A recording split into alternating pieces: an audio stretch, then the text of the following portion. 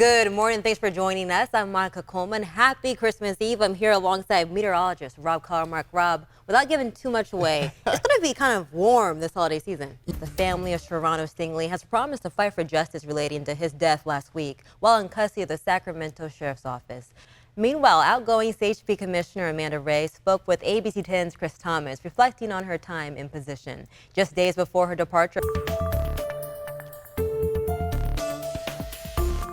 Besides COVID-19 and the flu, family gatherings for the holidays have another big health concern to keep in mind. The CDC is warning about a rare but severe infection known as invasive group strep A. Sadly, 2 children in Colorado have already died from it. Here's ABC's Zorin Shah with the latest. Okay, so here's the good news. There's no official nationwide shortage of medications, but there are reports of empty shelves in some places. That's why we see the Biden administration unlocking that stockpile.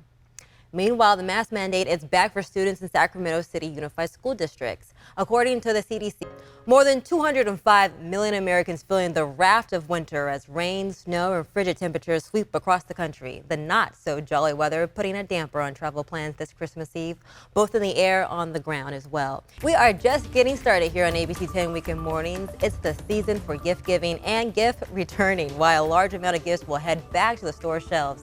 Businesses leaving means people leaving. The U.S. Census data came out with its population report just yesterday. It found California had the largest drop in population compared to other states like Texas. Miller says they are not going too far. 64% are going to cities in Nevada, Arizona, Texas, and Oregon.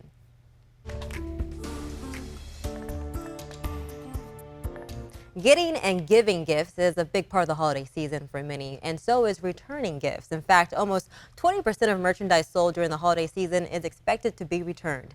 ABC's Alexis Christoforous has some advice about the best way to handle those returns. There were some big performances in the NBA on Friday night. However, it was a rough night for the Sacramento Kings. ABC 10's Kevin John is standing by with a recap of all that action.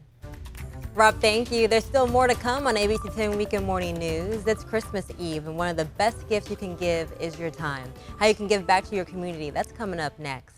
Good morning and welcome back to ABC 10 Weekend Mornings. I'm Monica Coleman alongside meteorologist Rob Carmark. Rob, it's been dry outside and cold. What can you tell us when it comes to the weather and the drought? All right, let's look at some of today's top stories. Police say a possible serial rapist was arrested in Sacramento. CHP says, if you like to give the gift of your time this Christmas weekend, there are several organizations that want to see you. From serving meals to delivering toys, these groups could always use a helping hand. ABC 10's Laura Painter caught up with the Salvation Army that's ringing bells to spread Christmas cheer in many ways. More than 200 volunteers gathered at the Modesto Gospel Mission for a Christmas lunch and gift giveaway. We are told people started. 'Tis the season for giving back. This holiday season, the Sacramento Kings aren't just giving back on the court with their dynamic plays lately, but they're also giving back off the court. Check this out. It's an unexpected Christmas tale of sweet citrus. John Bartell is hitting the back roads of Kern County, where billions of mandarin oranges are harvested every year, and you may just find one in your stocking. Before we go this morning, here's a recap of some of the top stories we've been following for you this morning. All right, check this out. A little girl from Southern California is reunited with a special friend stolen while on a trip to San Francisco. Reporter Dion Lim has the story.